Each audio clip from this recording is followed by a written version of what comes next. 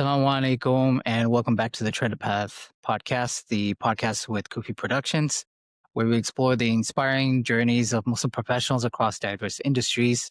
I'm your host, Salman Hasan, and each week we sit down with remarkable individuals who are making their mark in their chosen fields. We highlight their successes and challenges in their journey, examine accountability, both personally and on the corporate level, and offer any actionable advice on career advancement and ethical navigation to those who want to tread that path. Now, as a reminder to our listeners, you can find the show notes, resources, and ways to connect with our guest speakers in the Tread Path archive in kufiproductions.com. So today I am honored to be joined by Naeem Randhawa.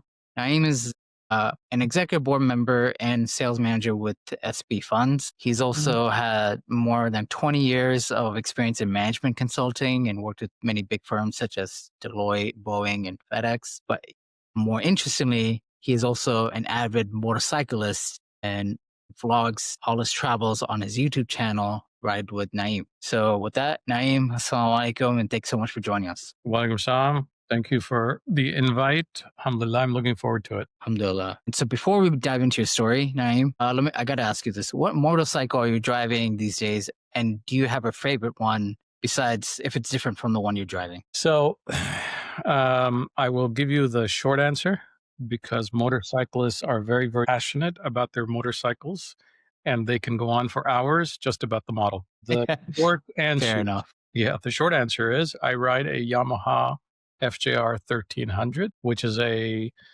sport touring bike. Okay, nice. I know nothing about motorcycles, just to be very frank, but I do know, and I do agree. I do know that motorcyclists are very passionate, and what motorcycle that they ride with is go through their selection when it comes. I like to think about it like, it's like the old days of choosing your horse. You choose your horse very, very carefully. There's almost a spiritual connection, from history. And I think motorcycling is the steel horse of the day. So it says and reflects a lot about your character, what model you choose and what you ride. A lot of bikers actually name their bikes Yes. to give it possession. Yes. So yeah, it's a very, very passionate. It's almost like, and this is, I'm gonna throw a Harry Potter reference. It's not the person choosing the wand, but the wand choosing its There you go. Right. host or its person. So almost like I think can relate to motorcycles and their riders, right? The motorcycle chooses their rider, so to speak. Very true. But yeah. So let's dive into your story now. Can you give our listeners a brief overview of what you do in your current role? So I am actually a board member with Sharia Portfolio Canada. I'm also a sales manager with SB Funds. Now, what the heck does that actually mean? That basically means that my job and my mission is to help people grow and manage their wealth, putting it in the simplest terms. Whether you're graduating and starting your first year at your job and you're overwhelmed and you don't know what to do with the Ks and your IRAs and your education funds and your investments into the market and what is crypto about. And it's almost intentionally within the financial industry, a very complex system.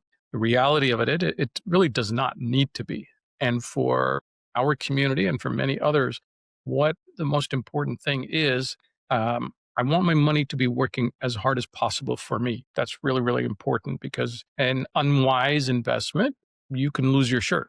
The second thing that's really, really important, again, for our community especially, is that where is my money actually going? When I invest in a company, is that company Sharia compliant? And given the current geopolitical global climate, we are very conscious, our community is very, very conscious of who they're investing with. And at the end of the day, where that hard-earned money that, I put a lot of sweat equity into, who is it funding? Where is it going? So that's essentially what we try to do is we try to help you long-term to say, look, you've got 25 years to invest or 30 years or maybe only 10 years, whatever your situation is.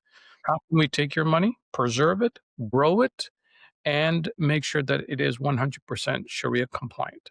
So that's my mission and that's my goal. That's what I get passionate about. That's really an amazing mission. And I can definitely say not too many people can do what you do, at the level that you are in, right? For sure. I can't even think of five individuals who can do what you do. So I think you're very good at what you do. And I think it's a good thing that you're very passionate in managing people's wealth and providing the understanding of how money can work for you and not the other way around, right? Because if you're just working for money, you're always chasing your own tail and you end up, either losing a lot of money or worse, going bankrupt and, you lose a lot more than money, right? So that's great. Let's jump to your early years because we want to know or at least understand what were your early influences? What education path did you start or did you choose to get down to the path that you're in now? Right. So if you could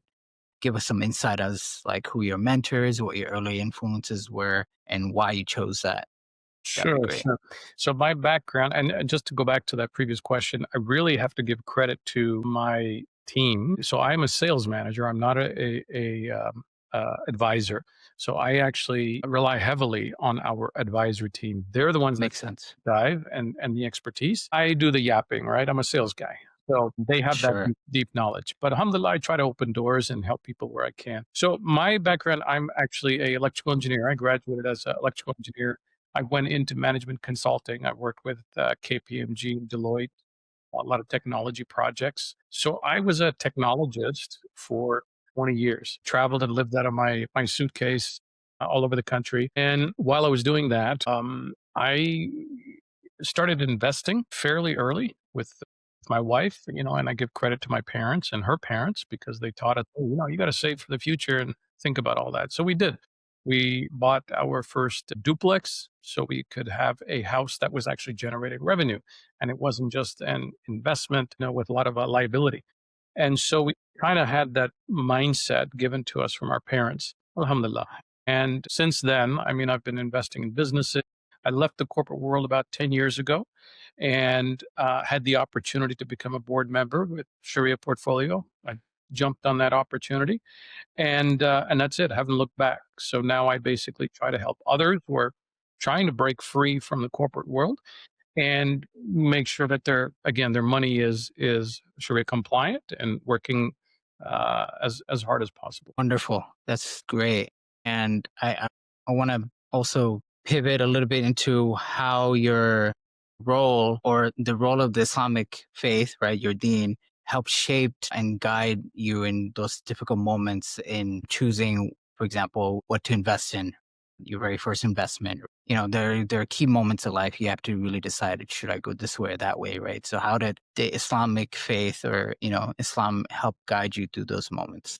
So about 25 years ago or so, we had a lot less options in terms of Sharia compliant products in the marketplace. There was no Sharia compliant mortgages. There was no Sharia compliant loans, personal or commercial loans. So what we have today are really a lot of convenient and very productive products within our marketplace. And every day there's more and more, mashallah, there's more and more amazing Sharia compliant companies that are popping up, whether it's mortgage finance, loans, whatever it is. So back then we just had to be a little more creative and work a lot harder to determine, do I get a student loan? What does that mean? Do I take a mortgage? Or do I wait? And so I think it was a little more difficult back then. I think it's a lot easier now. So we may, probably we may have made less choices and less investments because we just didn't have as many options back then. Versus now, it's a much different situation. Right. So again, we try to at that time, even though we didn't have those products, we try to make the same Islamic oriented decisions, which is, am I paying a lot of interest or am I paying any interest? And should I go and talk to my local imam? My local imam back then may not even know much about this. So we did the best we could, and it was based on intention. And Islam is all about intention. So, we made our intentions to say, Yes. "Okay, we're going to take a standard mortgage, but we're going to, calculate the interest and donate that. And that's what my parents did, and that's what they taught us. We did what we could with the tools back then, but alhamdulillah, now it's, much more easier. What would you say is a unique challenge you face these days versus in the past where, like for example, you were saying like there weren't that many options previously as far as like Sharia compliant services or, banks or financial institutions, for example, right? What would you say is it a unique challenge these days that as a Muslim professional or like someone who's of the same faith faces these days? So, so look, Sharia portfolio is 100% Muslim owned, and that is really, really important to me personally. There are Sharia compliant products and companies in the marketplace that are not Muslim owned, and people don't know that. Yeah. Now, does that mean those companies are not doing the right thing? I'm not saying that. They are doing the right thing. But to me personally, that's really important. Who is running the platform? Who owns the platform?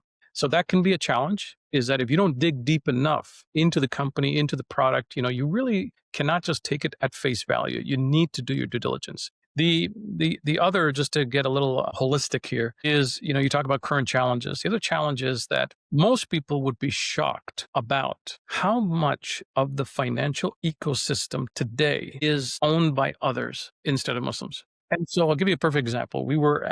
I was at a conference. I was speaking at a conference 2 days ago, Sunday, and there was a charity that did a presentation and asked for donations. And it was a very worthwhile, reputable charity. Alhamdulillah, they do great work. And they went around the room collecting donations. My wife decided to donate. And of course, I supported her. And we took out the credit card. And I told my wife, I said, hey, do they have any other options beside a credit card? And they didn't seem to have other options. So I said, okay, go ahead. So we ran the credit card. But then I told my friends who were sitting at the table and my wife, I said, we just did a very blessed thing. We gave a donation. But the credit card that we just ran, that, when you think about it, that is a interest-based system. They run on interest. So when you start peeling the layers of the credit cards, the banks, the mortgages, the corporations, the Fortune 500, the Fortune 1000, the Fortune 2000, it is a little bit daunting to realize that we do not own the system. We are getting the breadcrumbs off the table. That's where we're at. Now, having said that, I don't want to be pessimistic. As I said before, I am optimistic because there are new companies, Muslim companies, new services every day, and they're doing amazing things. So inshallah, we should be, careful, but we can be hopeful that there are a lot of good efforts, good companies, good products that are coming about. Our role is to make sure we do our homework. 1,000% couldn't agree more. And when we get to the accountability portion of this episode, we'll dive more into this, you know, um, accountability and doing your due diligence. But before that, I want to ask you, was there any key pivotal moment in your life, or it could be multiple? If there's one, could you share with us what that one significant pivotal moment was that really shaped your trajectory and you as a person, who you are today? Yeah, I mean, there's a lot of moments like that. I am 56, so I've got a few white hairs. You're a young guy. I don't know why you have white hairs already. You must be too stressed or something. But Let's not get into that. But yes, the right, stress is one part of that equation for sure. right, right. So like each one of these white hairs, I think was a challenge in my life. Uh, but yeah, there have been a few pivotal moments, I think, that probably define who I am today. And just to rattle off a few, because it's hard to just say Sure. one. The day I took my car, when I had my corporate job, very fancy, nice white collar corporate job. The day I took my car to the garage to get an oil change, I had this epiphany when I was standing there looking at my mechanic who was wearing overalls, that were oil stained and dirty from top to bottom. And I had my fancy Lexus and so on and so forth, and had my Dockers on and this and that, thinking I'm a big shot. And I looked at him, and he had his own business, small business. He had a 2-port garage. He had 3 employees. And I realized the man is probably pulling in $500,000 from doing his business. And I thought, yes, alhamdulillah, I have a great job, white collar job, but I'm not doing $500,000. I'm not doing $500,000 in my corporate job. I wasn't an executive VP or anything. I was a director, And I thought, who's really got the freedom here? Me with my, nice fancy desk and my travel and my laptop? Or this guy who was creating his own destiny, who was employing people, creating real jobs. So that was a epiphany for me. And that was the beginning of me saying, I need to exit corporate America and begin to control my own destiny. That was a big one. Um, and after that, I basically started investing in businesses and got involved with e-commerce and logistic companies and commercial real estate, all kinds of things. My brother passed away a few years ago from cancer, and he was young. He was in his 40s, came out of nowhere. That definitely is a huge milestone in our entire family's life. My travels to Afghanistan and seeing the things that I saw in Afghanistan. My family's traveled to Malaysia, living there a few years, changed our perspective on life. And then, a few near death experiences on my motorcycle, taught me a few things as well. Yeah. Well, first off, I'm so sorry to hear about your brother. Of course, this is my first time hearing about this, but death is definitely a life-changing experience, no matter who you are or what state in life you're in, for sure. It changes a lot of things about your perspective in life and how you move forward in life. If you experience a death of a loved one or a friend or a family member or whoever. And then also, like you were saying, your experiences on the motorcycle and some of them being near death, right? That can also definitely alter your perspective on life as well, right? But one that really stood out to me is the first one that you actually mentioned about your epiphany about how we look at our financial freedom, right? And trying to make that exit from corporate America and that cog, the machine of what America is, right? And trying to control your own destiny, right? And so this leads me to my next question about your exposure to media, the media world, the media landscape, and how what you're doing there to help control your own destiny, right? So could you explain your first exposure to that and also what got you into motorcycling in general? And it could probably be connected to what you were saying earlier, but tell us a bit more about your first exposure and why you got into motorcycling. So post 9/11, I think we as a community globally, and then the war and everything after that, I think we began to wake up as a community and and And and yeah, realize, hey, there's Muslims living in America. And so I know many, many people that their lives were transformed after 9/11. Mm, And so that's when I felt like I had to do something beyond just my job. I had to contribute in some way possible. And I'd always been doing some stuff in media just for fun. So I directed my first documentary called American Ramadan. PBS picked it up nice. and they aired it in 65 million homes. And then it went global and got translated into a bunch of languages. We won a bunch of awards. So it was a very gratifying experience. And churches would play it, synagogues would play this documentary about these five Muslim families and how they observe Ramadan and how the observance of fasting is a universal. There is not a faith that doesn't fast. So it became a very positive piece of film, documentary that I was very proud of that I put out there. And that's it. I got bit by the media bug at that point. And then from there, I've worked on other media projects. And the motorcycling is actually something that I started recently, just about a year ago. I've been biking for about 20 years, but I decided to start filming it, not necessarily to, uh, preach, not to do any of that. Really, just to have fun, without a message, without any kind of lessons or anything like that. Just to kind of, put a brown face out there in this niche sport. And if somebody enjoys it and it makes somebody smile, that's all I was looking for. So, alhamdulillah, now that I've been doing it for a year, it's still a very small channel. I mean, I've got 550 plus subscribers, 100,000 views, but the comments that I get from Muslims and non-Muslims alike are very supportive. People will enjoy the trip I'm taking or whatever. And I'm like, this is my effort at putting something good out in the world. And that's really all we can do is try to project, try to, put ourselves out there. We need to be in the media. The media, we all know how much it's controlled and we don't participate. And it doesn't have to be opinion pieces and blogs and this and that. It could just be fun. If your hobby is knitting yarn, create a YouTube channel and just, put your products out there. They need to see these Right. pieces. So that's where I pivoted and got into motorcycling. I love it. I love it. And ultimately this is, what I want to say. And one of my messages to not only this audience, but everyone out there is that no matter who you are, what position you have, what company you work at, you have a stake in changing owning your narrative and changing the narrative that's, a representative of who you are, right? And what's the truth, right? And not altering your narrative into fitting someone else's stereotype, right? Alluding back to what you were saying about like doing your part in, truly sharing what the Muslim experience is about, right? And so I loved the fact that you produced your first documentary about Ramadan, right? In America. And I think that's super important because that's one of the ways that we can find commonality or common ground across all people, which is fasting, right?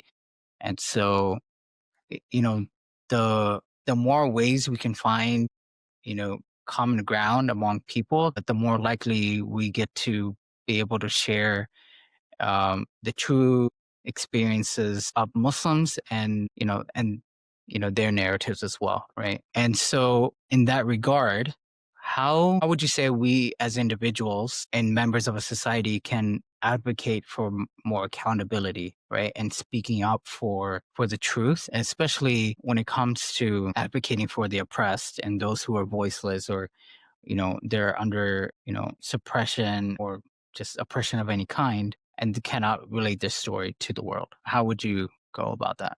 My opinion is that um, not everybody needs to be a commentator. Not everybody needs to be adept at global politics. Yes, of course, we all need to be aware, but we all don't need to become political. There are speakers and leaders in our community that do a phenomenal job. So I'm not a scholar in that space, and I would not want to create a channel that does that. But those people that are, I definitely support them. So I think we need to first of all support those folks that have courageously, Omar Suleiman and, all of these folks, Sure. Yeah. Yasser Qadi, all these people. We need to support them first of all because they're going out on the ledge given our current national, geopolitical climate. And they get a lot of hate mail and all that kind of stuff. So absolutely we should support them. But then coming back to what I was saying is what can you do personally if you're a soccer mom at home, and you don't have a Islamic jurisprudence, degree or background. Again, I go back to just represent yourself. You whatever your Yeah. comfortable is, just be yourself. And if you're inclined to be involved in media, then do what you're comfortable with, whether that's talking about whatever you're passionate about, mental health or women's issues or whatever it is, raising children, whatever it is. So I think representation is extremely important. And people worry about, well, I'm not comfortable. I don't want to put my face out there. I don't know what to talk about. Yeah, that's just normal. I mean, we all go through that. So choose something, whatever you're passionate about, and talk about that. You don't need to be an expert. But the important thing is, get yourself out there. And again, there's a lot of people, I think, in our community that are doing amazing things on social media, not just political, but just fun stuff, right? Yeah. Yeah. So I think it's good. Obviously, we could use more. No, certainly. You know, we can definitely, I strongly believe that we should all specialize in something, right? And be really good at that and using that to support one another, right? I don't believe, and I'm sure as someone who's worked in management consulting for many years, there's that term of being a generalist, right?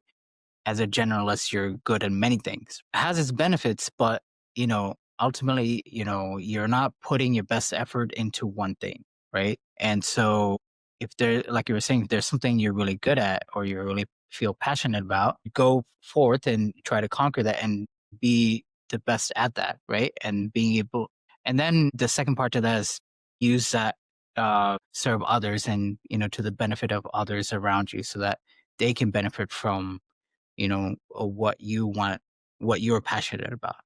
And so, on that line of thinking, and what we discussed in the podcast here is like, what are, what are some options, or if someone wants to work for, an ethical company, right? And they're having a hard time finding out who to work for.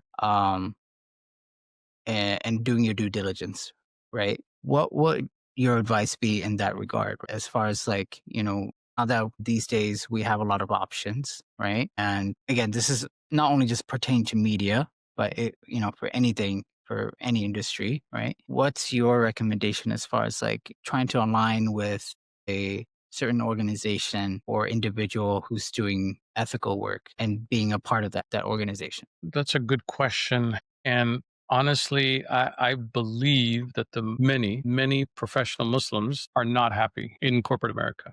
On the surface, they look happy. On the surface, they're posting, glamorous posts on LinkedIn. But I've lived that world for 20 plus years. I have friends who are still entrenched in that corporate world and they are miserable. I'm not going to say all, but many. And if they had the opportunity to magically the next day go work for a Islamic company with the right ethics, they would do it in a heartbeat. They are waiting for an exit plan. The challenge is there is no exit plan. Look, we're still a burgeoning and startup, as a culture community, business community in this country, and so there's not a lot of options out there. So I don't fault anybody that works for any of the Fortune 1000 companies. I really don't, because at the end of the day, your responsibility is to feed your kids, Yeah. take care of your Yeah. you got to worry about your parents. It's a lot of responsibility. And to point to that and say, well, you're working for such and such company, and we know that that company supports, this country, and they do this, and they create these products which are like, harmful. Being an armchair critic is easy, but at the end, Living that, yeah, very difficult, very difficult. very difficult. I Yes. feel, I have a friend that works for one of these major corporations, and we meet almost every other week. And every time we meet, I feel his pain. And he can't help it. It's just out of him. And I just recognize it because I was there too. So, and I sympathize and I listen. I never criticize him. So I think, if you ever get the chance to work for an ethical company, awesome. But at the end of the day, you do what you can that's in your control. So, as an example, what my friend does is within the company, he tries to choose roles that are not as harmful. The investments that they offer as part of the corporate benefits, he tries to choose all the Sharia compliant options as best as he can. Where there's interest involved and he cannot get away from it, he calculates his interest and he takes care of that. He just donates it or whatever. So he does the best that he can. And that's kind of the situation that we're in. So the advice that I would give is look, you may be at your job and you may be not loving it, but remember, just the fact that you're there, you're working, you're taking care of your family, you're taking care of your community, you're donating some of that money to, your local masjid. Awesome. Good for you. You're doing a great job. Inshallah, step by step, as you get a little older in your career and you have more options, great. Then you have that privilege. But right now you got to work with what's got in front of you. That's a great advice. And it's, you know, in a previous, episode on this podcast, someone else had a similar advice where they had said that a lot of people are on the train of, leaving, cold quitting their jobs or just leaving their jobs altogether because of their complicity or, either direct or indirect complicity with human rights violators or, genocides happening around the world and or their products, contributing to harm, to groups of people. However, your first focus should be those who are dependent on you. So if leaving your job, whether that's corporate America or blue collar job or white collar, is supporting your family, then your obligation is to your family first and then everything else after, right? So if let's say you have the privilege of having other options, like you were saying, and being able to jump from corporate America to an organization or a company that's more ethical, more ethically driven, or not tied to any illegal activities, right, or things that are happening on the dark web, for example, um, then you have an obligation almost to make that jump, right? If you have that privilege. Would you agree with that? I agree. And the fact is that, look, even as we're talking to each other, we are so careful of not mentioning certain companies' names. We are so careful of not mentioning certain peoples. Why is that? The reason is because the entire system is built by them. If we say these things, just by saying them, Right. Right. This episode will be flooded. Anything you put out there on social Right. media, right? So, you got to keep all of that in mind that we have to understand our responsibilities and our priorities and go with that and then do the best that we can. 100%. Yeah. And so that leads me to my next question about like examples or, you know, what what examples of groups or organizations or people that you recommend to work with, if you know of any, or are more ethically sound, or that people should at least consider, because, like you were saying, people are hungry and depressed. They're hungry for other options, and they're depressed about their current situations and feel like there's no way out. But as it happens, slowly people are waking up and they're trying to create solutions, right? So if there are any out there, can you give us some examples Sure. or Sure. So your job is your job. I mean, try to find the best job, try to find companies that you like, that you feel are have a similar mission to what you have in mind. Great. That's your job, right? But outside of your job, the paycheck that you get and the finances and the money that you're saving, at the end of the day, instead of putting that money into Wells Fargo or Bank of America or wherever where, it's questionable where that money is going, that's where you can choose plethora. It doesn't have to be, our company doesn't have to be Sharia portfolio. I'm more interested that you're doing something with your money that is aligned to your values rather than picking my brand. There's other companies out there, and if you Google them, you'll see them. So pick a Sharia compliant wealth management company that you can put your money in, your 401k, your investments, so that, that's a blessing. That's something that you can feel good about, that is helping the community, that is Sharia compliant, that is not going to the wrong places, and start with that. So that's where you can have some control, because it feels like you don't have any control. Well, no, you can. You can have some control. So look for Islamic services, support your local Yemeni coffee shop. Now they're all over the place, so yeah, support your local Muslim businesses. Go to the grocery store that is owned by a Muslim.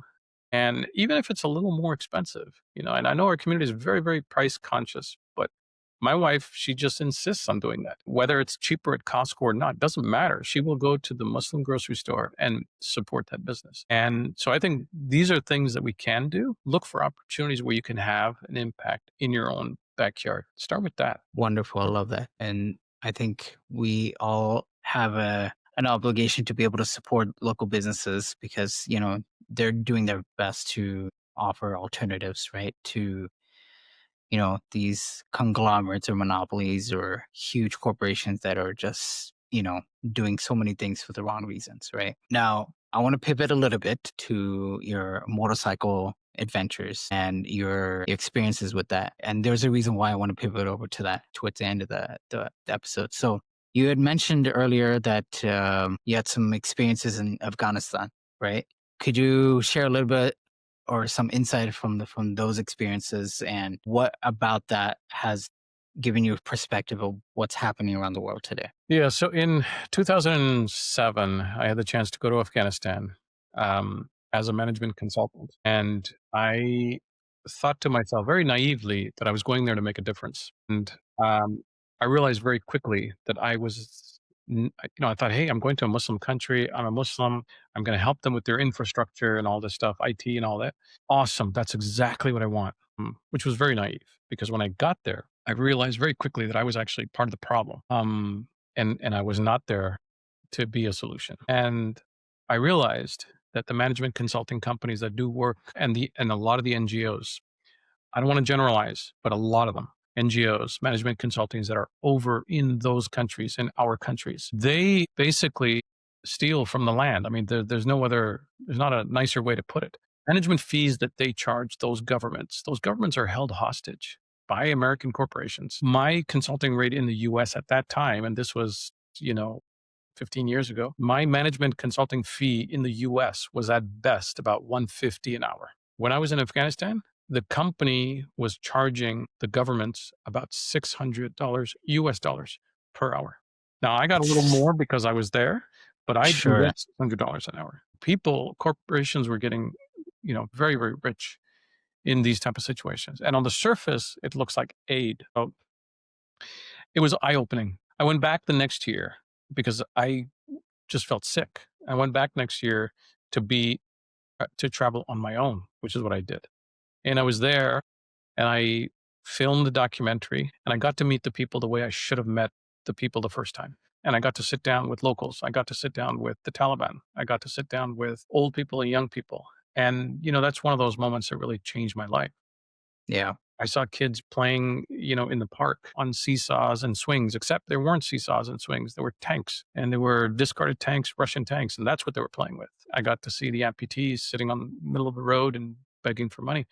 And I got to see a lot of that. But I also saw the amazing courage. These people, the Afghans, have been, in war for 30 plus years now. And through it all, life still happens. So that was very humbling. And at the end of the day, I felt, what am I doing here? I'm traveling. I have a young son. My son was only 2 years old at the time. Like, what was I really questioned life. I questioned myself and my role. But alhamdulillah, my mom, and my dad and my siblings all got together and said, okay, thanks for sharing all this. Let's build a girls' school. And we did. And I said, okay, look, Mashallah. this is something that was meant to come out of this when I was questioning myself and what am I doing? My family built, I give all the credit to them, built a school for girls in the province of Ghazni where there was no school. And I have pictures and videos, and the girls would literally be sitting on top of a mountain with the blazing sun, and there would be an ustad that would be teaching them. And they're in an open Nice. field. And, you should see the skin on these girls. It's like sunburnt and everything. So now they have a building and they have a well and they have that what they truly deserve. So so that was I love that story. And, getting to the point of what I was trying to say, the reason I asked this question and I wanted you to share this particular story is because more people need to, we need to go down this path, right? We need more people to understand that, yes, there is corporate America and we fault nobody in working in those particular jobs or, being in that system because you need to support your family, right? First and foremost. With that said, though, we need to do our best to find alternatives and find other ways to serve humanity, right? And first taking care of our own families and those who are dependent on us, right? Once you have that covered, then you need to find ways to come out of that system and doing things, for example, what you have done, going to a different country, meeting the people who are actually representative of that nation, of that ethnicity, of that tribe. And being part of that global community and helping each other out as a humanity, right? And you've gone, alhamdulillah, with the support of your family, built a school, right? How cool would it be if 100 more people did that, right? How cool would it be that 100 people, getting together and building wells, right, in different parts of the world, right, and providing access to fresh, clean water to you know, affected cities and towns and villages, right? Um, and that sort of things. So while yes, we need to, so those, I guess my message is to those who are in corporate America. Yes, you need to first focus on your family. After that, when you have the ability to find other options and you know exiting corporate America, then do so as fast as you can, right? Because here's the thing, the more time we spend in corporate America, the more we're feeding into that system and keeping it alive. And that experience that you had going to Afghanistan, as a corporate employee, right? You quickly found out you're not actually helping them. You're part of the problem. So the quicker you can come out of that problem, the quicker you are actually helping humanity, right? absolutely, absolutely. But I do think that our community, and we tend to forget this, but our community does amazing things. We, as Muslims in this country, by far, are some of the most generous people for all kinds of causes in this country. And whenever they do their surveys, that always pops out. These Muslims, man, they keep giving, even though we are not the majority in this country. So I think there's amazing things that happen. My trip to Afghanistan was inspired by amazing people. It was not just me getting up, but friends that I have who are in the philanthropic industry and who are doing amazing things. They're building schools and they're doing amazing things. So I'm inspired by them. And there's so many people that are doing amazing things. So yeah, we just need to look out for those people and use that, get inspired by that. I couldn't agree more. And so, as we start to wrap up this conversation, I want to, hear more from you on what advice and thoughts that you have for the young professionals, those who have either just entered the workforce field or just entered and have a few years under the belt. What would you say is the biggest mistake they're making based on your past experiences and what you've seen? And what can they do to course correct? So I'll reflect on myself. The biggest mistake that I was making, which I know is common, is this go-getter at all costs attitude. Forsake all my time away from my family, time away from my kids, from my parents, from my wife, for the sake of chasing the American dream. And I was guilty of that for years. The end all and be all was getting that promotion and climbing the corporate ladder. So this is an epidemic, and it's not just in the Muslim community, but it's a general American phenomenon, right? Which is we just work too much, and it's all about your self worth is evaluated by your job. That's your self worth, Hustle culture. the hustle culture, and it's promoted nonstop in the corporate and outside the corporate world. And so my biggest mistake was to fall into that for many, many years. And so now, when I go around speaking on motorcycle and mental health and adventures and all that, I try to teach this concept. It's called wasatiyah.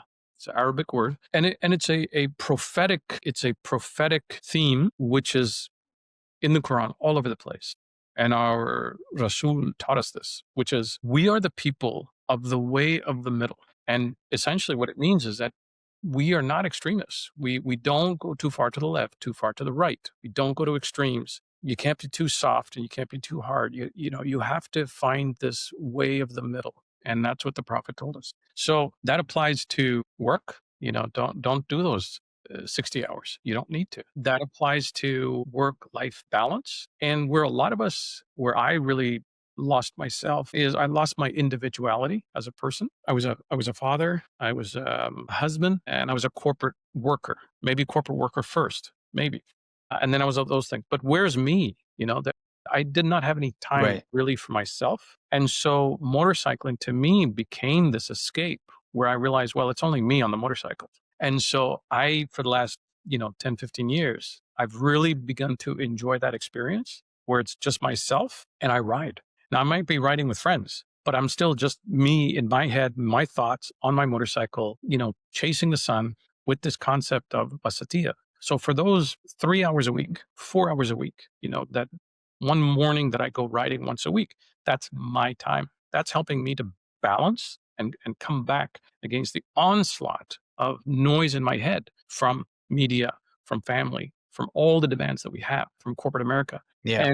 And so wasatiyah is this process of balancing. And we've become a culture of extreme work and everything else comes second. So this helps me balance and this is something I try to promote that other people should start thinking about. We have right now some significant mental health issues in our community. There was a very scary statistic that I present in my presentation, which is that the attempt of suicide is higher in our community than other communities. That was shocking to me. So we're Yeah. not as well adjusted as we pretend or as we think we are. And part of that is that we need to balance our life a little bit with all this flood of negativity. What are we doing about it? And so Right. whether you don't have to go and buy a motorcycle to do this, but whether it's knitting yarn, whether it's badminton, whether it's bowling, whatever you like to do, carve away some time so that you're working on yourself.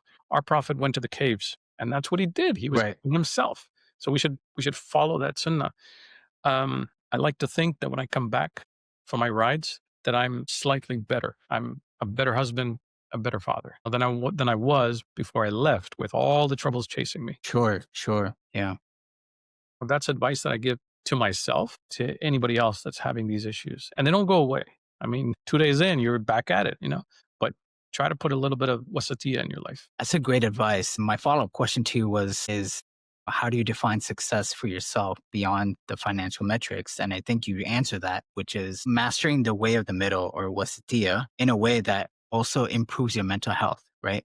Because also mental health does not discriminate, right? Whether you're a Muslim or you're a Christian or you're poor, or you're rich, you're young or old, mental health affects everybody, right? And so would you agree that your definition of success is being able to find your middle and mastering that in a way so that like you're also um not only fulfilling everyone else's rights but the rights upon yourself. Yeah, yeah, I totally agree, and I'll add one more layer to that, which I have to give credit to Sheikh Hamza Yusuf.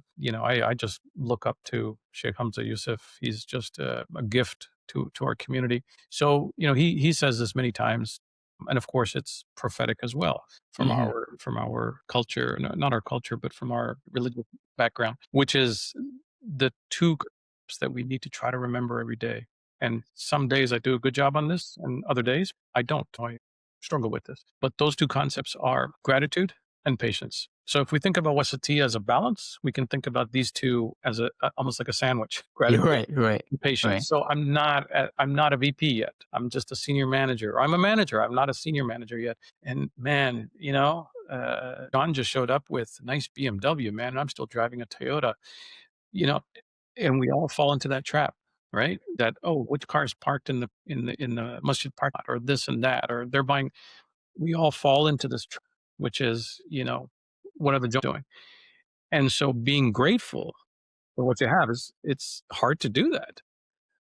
So I'm trying to practice that more and more, which is just be happy with what you got. You may not think you have enough or are enough, but try to be grateful. That's hard. And then patience, depression, Right.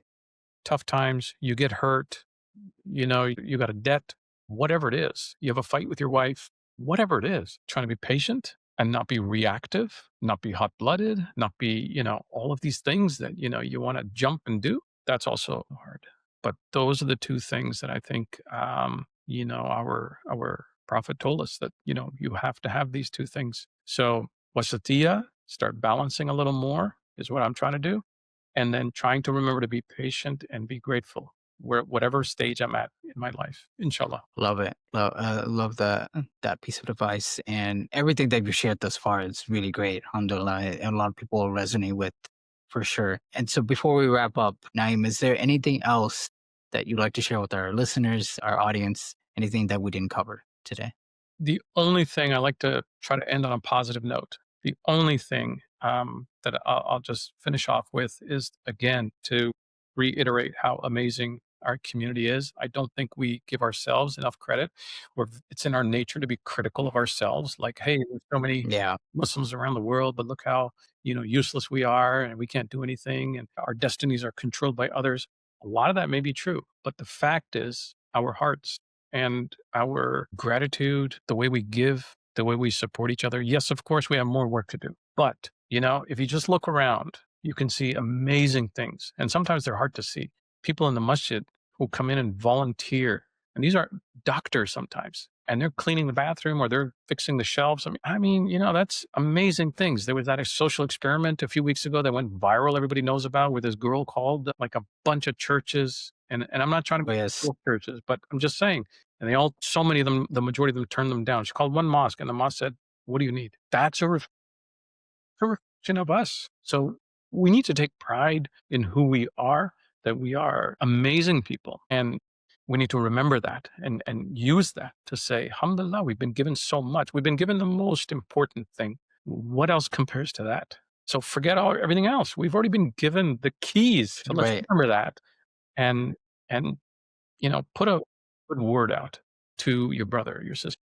You see, compliment people. But we are supposed to be. So be optimistic. Plenty to be optimistic, inshallah. Inshallah, inshallah.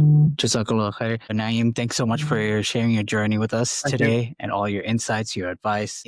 Like I said, it will definitely resonate with so many of our listeners, as it has with me. And I know many will be inspired to do more. Like you said, be positive and spread that positivity around the world and around themselves. So again, thank you so much. Thank you for having me. And then, if you guys want to watch those crazy adventures that I do, Yes, please, everyone, go to his YouTube channel, Ride with Naeem, subscribe and watch. It's definitely fun. A lot of good content out there for sure. So to our listeners, thanks so much, and we'll see you again. Thank you so much. Okay. Assalamu alaikum.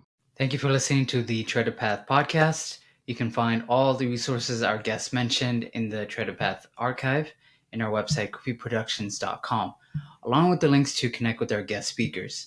If today's conversation inspired you or helped you in your own professional journey, we'd love to hear from you. So please leave us a review, share the episode with someone who might benefit, and don't forget to subscribe so you never miss an episode. May your treaded path be blessed and full of wisdom. Assalamu alaikum.